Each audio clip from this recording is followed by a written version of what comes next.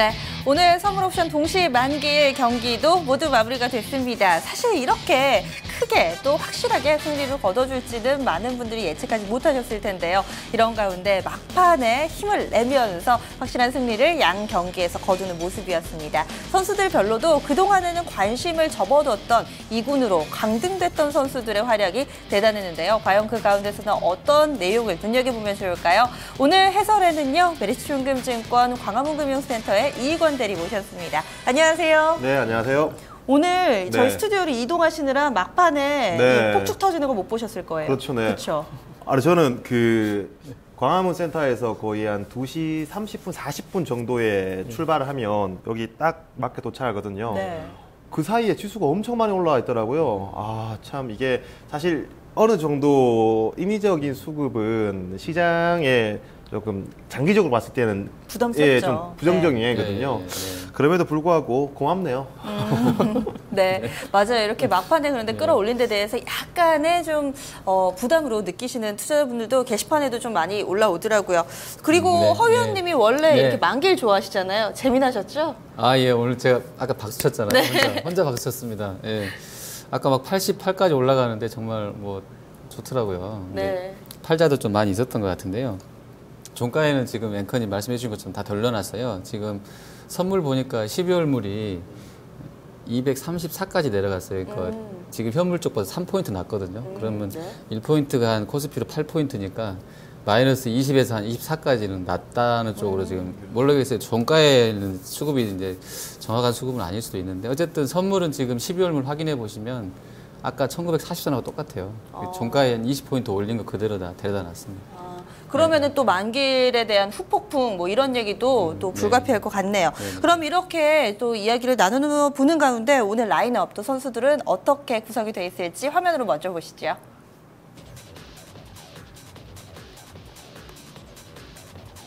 네, 오늘의 1번 타자입니다. 삼성중공업, 2번 타자는 HLB, 3번 타자 팅크웨어가 차지했고요. 4번은 오랜만에 이름을 올리네요. NHN 엔터테인먼트, 5번 대우증권, 6번은 에이블CNC고요. 7번 현대산업, 8번은 금호산업, 9번 타자 미래에셋증권이었습니다. 오늘 경기에서 전반적으로 좀 선전을 해줬던 건 아니고요. 지금 에이블CNC 6번 타자죠. 그리고 9번 타자 미래에셋증권이 상당한 부진을 보여주면서 부상을 당했습니다. 나머지 선수들은 또 견조한 흐름 나타내면서 또 경기 분위기를 이끌어준 선수도 있었고요. 좀 어떠세요, 오늘 라인업? 네. 보면 지금 어느 정도 시장의 고민들이 나타나는 그런 라인업 같거든요. 딱히 뭐 섹터가 몰리는 것도 아니고요. 그렇다고 성장주에 몰리는 것도 아니고 가치주에 몰리는 것도 아니고 그렇다고 대형주, 소형주 이렇게 분산되면서 이렇게 오늘 선수 라인업들이 이루어지는 거 봐서 충분히 지금 시장에서는 아직까지 유동성은 풍부하지만 이런 유동성은 풍부하지만 이 유동성이 정확한 길을 못 찾고 있다라는 게 보여지는 거거든요.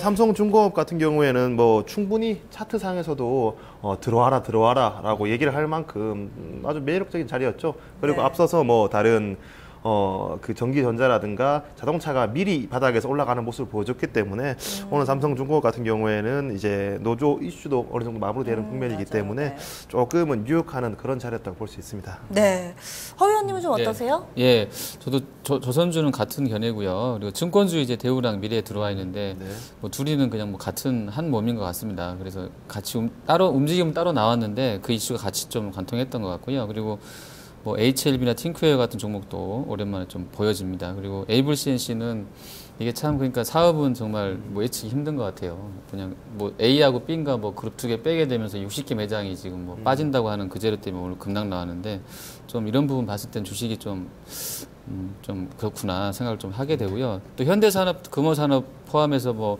건설주도 좀 괜찮았었는데 뭐 특징적이었던 것 같습니다. 어제는 또 경기에서 또 철강금속 쪽 선수들이 선전을 해줬다면 또 오늘은 또 조선 쪽 선수들이 유독 좀 눈에 띄었던 것 같습니다. 관심 선수 좀 더 자세하게 볼까요? 어떤 선수 먼저 네, 먼저 첫 번째 선수 NHN 엔터입니다. 네. 상반기 때 농담 삼아 이런 얘기들이 많았어요. 1월 1일 그러니까 1월 초에 정말 정부가 핀테크에 대해서 굉장한 플랜을 제공하면서 핀테크가 향후에 정말 잘 될 거다. 이렇게 굉장한 창조 경제의 핵심으로 이제 자리매김하는 듯 보였거든요. 네. 그러면서 1월 달 같은 경우에는 뭐 PG 업체들이나 뭐 NH엔터를 비롯해서 다날 이런 모든 업체들이 핀테크도 다 괜찮았어요. 네. 그런데 2월, 3월 들어서면서 이제 제약주 위주로 이제 시장이 재편됐죠. 그 당시 때 PG 업체들 뿐만 아니라 뭐 다음 카카오, NH엔터, 특히 NH엔터 같은 경우에는 계속해서 우하향하는 모습, 그런 모습 보였거든요. 네. 그래서 시장에서 제약 바이오 주식들이 왜 잘 가냐 하니 연초에 핀테크로 몰렸던 사람들이 NH엔터나 KG인시스 가지고 있다가 암 걸리겠다.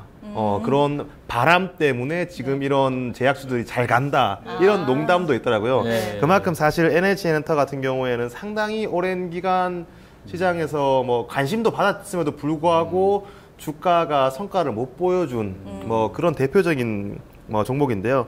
사실 뭐 지금 NH엔터를 다시 뭐 주목하는 이유는 페이코죠, 페이코.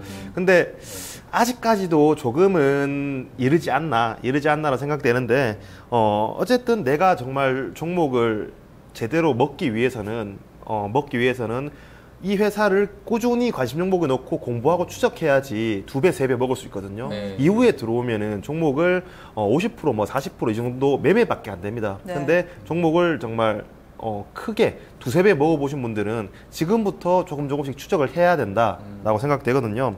그 포인트는 일단 지금 그 이종호 의장 같은 네. 경우에는 굉장히 공격적인 분이세요. 사실 그 NH엔터가 한사결을 그 지분을 확보할 때 보통 한국사이버결제. 네, 그렇죠. 말씀하시는 한국사이버결제 거죠? 확보할 때 보통 이런 기업 인수는 상당히 오랜 기간 실사와 그쵸. 정말 여러 가지 의사 결정을 통해서 오랜 시간 동안 결정되는 경우가 많거든요. 근데 NH엔터 같은 경우 굉장히 짧은 시간 내에 실사 과정도 굉장히 단축됐거든요. 네. 그러니까 지금 이종호 의장의 정말 이 핀테크에 대한 확고한 의지, 기존의 게임을 약간 이제 수익성 면으로 가져가면서, 그러니까 이제 축소해서 가져가면서 반면에 그 페이코를 위주로 한 핀테크에 대해서 정말 이 공격적으로 한번 해보겠다, 회사를 탈바꿈하겠다라는 네. 의지가 강해 보이고요. 충분히 그런 현금도 많이 보유하고 있는 지금 업체이기 때문에 지금 페이코 가입자가 얼마나 많이 늘어날지,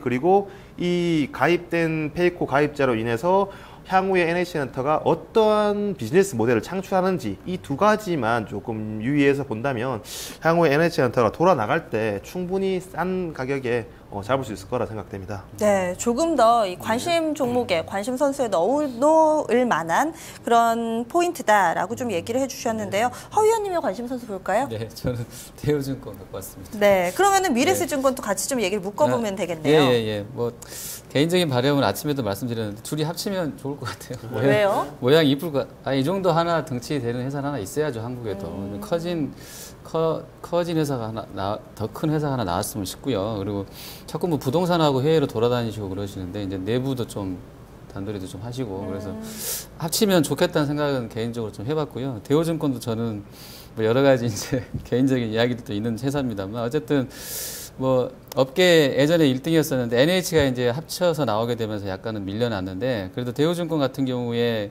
업체를 만약에 미래가 가져온다 그러면 둘이 합치면 상당할 것 같아요. 뭐 리서치도 그렇고요. 전반적인 영업력이라든지 이런 부분 맨파워가 세기 때문에요. 그리고 실적은 뭐 대우도 그렇고요. 뭐 미래도 나쁘진 않은 것 같습니다. 전반적으로 증권사 여기 메리츠증권도 나와 계시는데 대인도 나와 계시는데 다 증권사들은 괜찮은 것 같아요. 근데 이제 뭐 FOMC니 금통인 이런 거 앞두고 금리 관련 이슈가 있어가지고 조금 뭐 안 좋았던 부분도 있곤 한데요. 뭐 내일 지나고 또 이제 9월 다음 주 지나고 나면 조금 더 명확해지지 않겠나 싶습니다. 그리고 이제 노이즈 끝나고 나면 증권주들은 조금 더 할인됐던 부분이 다시 정상화될 수 있는 구조는 되는 것 같고요. 우리가 금리가 너무 낮은 수준이기 때문에 만약에 여기서 우리가 대한민국이 1%도 올려서 2% 된다고 해도 싸잖아요.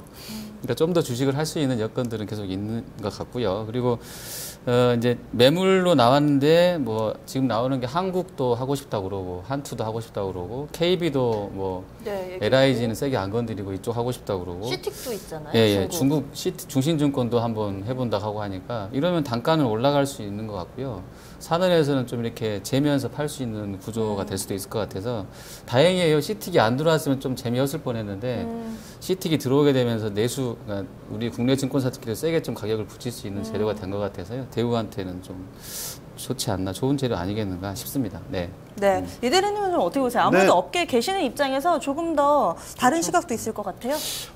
대우증권이나 미래에셋 입장에서는 좋죠. 사실 그 지금 뭐 증권업계에서 그러니까 증권업 안에뿐만 아니라 종목 고를 때 일본 따라하기를 지금 굉장히 많이 하고 있거든요. 과거와 같이 일본이 잃어버린 10년, 20년 이렇게 그 정말 경제가 크게 성장하고 나서 이제 어느 정도 경제 성장률이 멈췄을 때, 그리고 인구가 고령화되면서 어느 정도 이런 경제 성장률의 한계가 보일 때, 그 당시 때 일본이 그 개인 간편식 1인 가구가 많이 늘어났고요. 그에 따라서 편의점 관련주도 굉장히 좋아졌잖아요. 그렇게 지금 시장도 굉장히 비슷하게 움직였거든요. 마찬가지로 일본 증권업계도 어떻게 움직였냐면 그런 그 이제 저성장 국면, 고성장에서 저성장으로 넘어가는 그 국면에서 많은 그 증권사들이 이제 넘어가면서 네. 정말 대형 증권사 위주로 다시 재편됐거든요. 그러니까 몇 개 이제 노무라를 비롯해서 몇 개 정말 대형 증권사가 시장의 독주 체제로 네. 어쩔 수 없이 그 대형 IB로 몰릴 수밖에 없거든요. 수익이 줄어들게 되면은 당연히 이거를 견딜 수 있고 또 이런 그 정말 길게 그 볼 수 있는 이런 증권사 위주로 재편될 텐데 네. 사실 대우증권 입장에서 미래에셋이 가준다라면 정말 제일 최고죠. 사실 대우증권 같은 경우에 리테일에 많은 강점을 가지고 있는데 미래에셋 같은 경우는 리테일 외에도 정말 그 뭐 다 하는 것 같아요. 다양한 사업 네. 안정적으로 네. 그러니까 이게 플래시를 가지 않고 안정적으로 이런 그 사업 모델을 가져가고 있는 대표적인 증권사거든요. 사실 이제 미래에셋이 대우증권을 가져간다면 저희 입장에서 그러니까 저희 메리츠 증권 입장에서는 헉. 네, 굉장히 그렇죠. 강력한 네, 경쟁 네, 상대가 그렇죠. 네, 또 네. 생기는 거니까요. 그런데 이번에는 또 미래에셋증권 얘기를 해볼게요. 네. 대우 쪽에서는 아무래도 또 이 사겠다는 쪽이 많이 늘어나니까 좋습니다. 하지만 미래에셋 시가총액이 2조가 안 되는데 지금 유무상증자 발표한 규모가 1조 2천억 원, 굉장하죠. 네. 이렇게 되면은 게다가 또 증권사에서도 웃긴 게 네. 용감한 도전, 뭐 통큰 배팅 이렇게 얘기했는데 목표가하고 투자 의견은 다 하향 조정이에요. 일단은 좀 이 불확실성 피하고 보자, 뭐 이런 얘기인 것 같은데. 어떻게 보세요? 미래에셋증권 부담스럽지 않을까요? 부담스럽겠죠. 근데 그 박현재 회장이 주식 잘하잖아요. 믿어봐야죠. 시황을 좀 보고 있지 않을까 싶은데요. 그러니까 대우를 만약에 다 데려가겠다고 했으면 그 밑에 의사결정권자가 결정한 건 아닐 것 같고요. 뭐 박현재 회장이 했겠죠. 그러면 그분들은 또 우리랑 다르잖아요. 정보 라인도 다르고 아주 뭐 이렇게 단계별로 본다 그러면 우리가 막 한 1층에서 본다 그러면 그 사람들은 막 꼭대기층에서 전반적인 그렇죠. 글로벌한 상황들을 보고 계신 분들이기 때문에 좀 여러 가지 재보고 한번 이렇게 뭐라 그러죠? 한번 해보자 하지 않았을까 싶고요. 다 정리가 됐으니까 한번 넣어보는 거겠죠. 그리고 돈도 제가 봐서는 캐피탈을 갖고 계시니까 끌어오려고 맘만 먹으면 뭐 PF도 짜서 그냥 그 뭐라 그러지 재무적 투자자들라든지 그렇게 전략적으로 그런 우호적인 그런 지분까지 해서 어쨌든 경영권 내가 가져가는데 돈만 좀 빌려줘봐 해가지고 할 수 있는 수완이 굉장히 있으신 분 같아요. 그래서 저는 개인적으로 할 수 있을 것 같아요. 그래요? 집만 된다고 하면 넣기만 하면 거의 가져가지 않겠나 싶습니다. 돈은 한 투가 더 많은데 미래에셋은 하려면 좀 땡겨야 되고 그러지 않나요? 그러니까 그 조달할 수 있는 네. 그런 그런 돈들이 여력도 있다? 세가 있으니까 가능할 것 같아요. 네. 오늘 뭐 한투 사장님 같은 경우에는 고려하지 않고 있다 이렇게 뭐 그랬나요? 말씀하셨죠. 네, 네. 네. 뭐 물론 그 인터뷰에서 그렇게 말씀하셨더라도 뭐 그 향후에 뭐 그래야지 몸값이 더 올라가잖아요. 바뀔지 모르겠지만 뭐 그렇게 딱 잘라 말씀하시더라고요. 고려한 적 없다. 네. 네, 알겠습니다. 그리고 미래에셋증권도 코멘트 간략하게 들어볼게요. 어떻게 보세요? 사실 그 정말 이 회장님의 의중을 저희가 알 수는 없죠. 알 수는 없는데 길게 봤을 때 향후 5년, 10년 길게 봤을 때는 정말 뭐 이게 괜찮은 선택일 것 같아요. 근데 오늘 이런 매도세는 그 5년, 10년 동안 기다리기에 지친 그리고 이번 오버행에 대한 기회비용을 잃기 싫은 매도였다고 볼 수 있고요. 충분히 그 장기적으로 봤을 때는 옳은 선택이라고 생각합니다. 저는 그리고 한마디만 더 해드리면 네. 그 대부분의 증권사 이번에 메리츠도 증자하셨잖아요. 네, 그렇죠. 유상증자를. 근데 그 단가가 3,000원 얼마 되죠. 3,500원인가. 그러니까 지금 많이 수익이 나오고 계시잖아요. 근데 이것도 시황이 나쁘진 않은 것 같은데요. 미래에셋은 제가 아침에도 잠깐 말씀드렸었는데 제 기억에 저도 유상증자에 참여해 본 적도 있고 하거든요. 예전에. 근데 미래에셋은 타이밍이 정말 그러니까 예전 주가로 봤을 때는 10,000원대인가 증자를 해가지고 40,000원까지 키워준 적이 있어요. 제 기억으로. 그러니까 다 우리 사주 포함해서 4배를 띄워줬던 상황이 있거든요. 근데 이번에도 네. 아마 저렇게 주가가 지금 거의 완전 바닥 수준이잖아요. 그리고 시황도 보면 누구한테 물어봐도 막 힘들다고 그러지 좋다는 사람 별로 없잖아요. 중국은 또 3천에서 저러고 결결되고 있고. 그러니까 아마 어떤 큰 판을 보신 것 같아요. 제가 봤을 때. 그러니까 이게 이번에 증자가 들어와서 네. 만약에 합쳐지면 아마 저번에 10,000원, 40,000원 보여준 것처럼 한 번은 아마 해주지 않을까라는 그냥 제 개인적인 생각으로는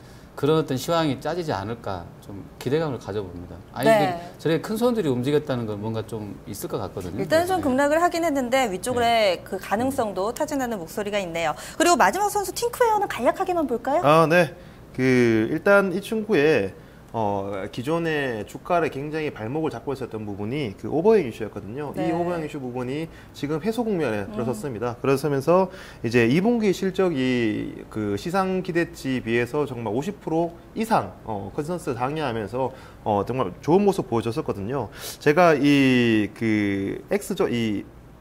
아이나비 X가 이제 어느 정도 증강 형식에 맞춘 이 내비게이션인데 서브 쓴 거를 봤는데 굉장히 이게 편리해 보이더라고요. 그리고 내가 지금 사실 바로 바꿀 수는 없더라도 내가 지금 쓰고 있는 내비게이션을 바꾸진 않더라도 내가 만약에 차를 바꾼다라면은 그때는 꼭 이걸 해보고 싶다라는 생각이 들게끔 잘 만들었더라고요. 예, 예. 그러면서 이제 KT의 이제 내비게이션 진출이 지금 성공해서 이게 매출 단으로 올라오고 있는 상황이기 때문에 충분히 향후에 이제 주가 발목 잡고 있었던 부분이 해소됐기 때문에 좋은 성적 보여주리라 생각합니다. 네, 이 사이즈가 작은 선수 가운데서 또 이름을 올렸던 팅크웨어 벌써 6일 연속해서 좀 점수를 내고 있습니다. 그럼 바로 MVP 선정을 해볼게요. 어떤 선수에게 줄까요? 네, 오늘 장 MVP는요 NHN 엔터테인먼트입니다. 네, 오늘의 4번 타자였습니다. NHN 엔터테인먼트. 지금 당장 사자는 관점에서 저희가 라인업을 구성하는 게 아니라는 점 다시금 좀 말씀을 드립니다. 오늘 특징이 있었던 선수로 라인업은 꾸려봤고요. 그리고 또 NHN 엔터테인먼트 앞으로 좀 관심 깊게 보자라는 의견 주셨네요. 그럼 내일 경기는 어떻게 또 움직임 나타낼까요? 네. 먼저 어제랑 오늘이랑 시장이 어느 정도 안도 랠리를 펼쳐줘서 다행이라 생각하고요. 하지만 그 다음 주 16일, 17일에 있을 FOMC 전까지는 불확실성이 계속해서 증대될 거라고 보고 있고요. 만약에 17일에 FOMC에서 기준금리를 인상한다라면 그게 사실 불확실성 해소로 작용할 수 있거든요. 어쨌든 주식시장은 굉장히 빠른 곳입니다. 호재도 일찍 반영하고요. 악재도 일찍 반영합니다. 그러니까 만약에 불확실성 해소가 호재였더라면 지금부터 반영하기 시작하겠죠. 그러니까 어느 정도 이제 만약에 기준금리가 인상한다라고 하면은 지금은 이제 불확실성이 잔존하긴 하지만 점점 더 이제 없어지는 그건 구간이라 판단하면 되고요. 지금 시장에서 기관 투자자들도 많이 이제 토의를 해보면은 많이 고민을 하더라고요. 여기서 사실 성장주에 베팅하기는 쉽지 않은 구간이죠. 이제 그런 상황에서 지금 현대차라든가 LG전자라든가 이런 주식들 올라오는 게 싸 보이거든요. 사실 PBR 기준으로도 굉장히 싸거든요. 싸기 때문에 그냥 과감하게 지를 수 있는 겁니다. 근데 우리가 주목해 봐야 될 게 지금 현재 FOMC 회의에서 불확실성이 해소되기 전까지는 성장주, 가치주에 대한 논란이 맞을지도 몰라요. 충분히 가치주에 대한 비중을 더 실어야 될 것도 맞고요. 바벨 전략도 좋을 수도 있고요. 근데 과연 이제 어느 정도 불확실성 해소되고 다시 한 번 더 시장이 연말 장에 대해서 고민을 한다라면 펀드 매니저 같은 경우에는 이제 연말에 평가를 받아야 되잖아요. 그렇게 되면 다시 상반기처럼 수익률 게임을 펼쳐야 되거든요. 이런 수익률 게임을 펼칠 때 과연 LG전자, 현대차 이런 대형주들이 수익률 게임에서 적합할지에 대해서는 저는 아직 퀘스천 마크고요. 만약에 FOMC 회의에서 불확실성이 해소된다라면 아니라면 충분히 여기서 비중을 더 줄 생각이고요. 해소된다라면은 저는 다시 한 번 더 가치주보다는 성장주에서 수익률 게임이 벌어지지 않을까라고 생각하고 있습니다. 네, 그리고 마지막으로 오늘 막판에 좀 억지로 끌어올렸다 뭐 이런 네. 평가들도 있던데 수급적으로 내일 뭐 네. 변수가 있다거나 부담스럽진 않을까요?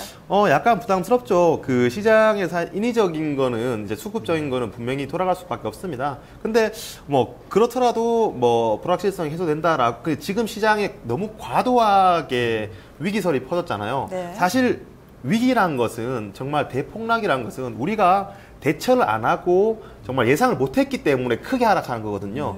그렇기 때문에 지금까지 왔던 큰 위기는 한 번도 미리 이런 그렇죠. 알려주고 오지 않았죠. 알려진 거 없이 예, 바로 예, 왔거든요. 예, 예. 그리고 항상 지금까지 위기설이라고 얘기가 나왔을 때 그 위기설이 정말 위기가 된 적이 한 번도 없었습니다. 그래서 저는 정말 불만을 가지는 게 뭐냐면 실질적으로 그 개인적인 자리에서 술 마시면서 이런 얘기를 해요.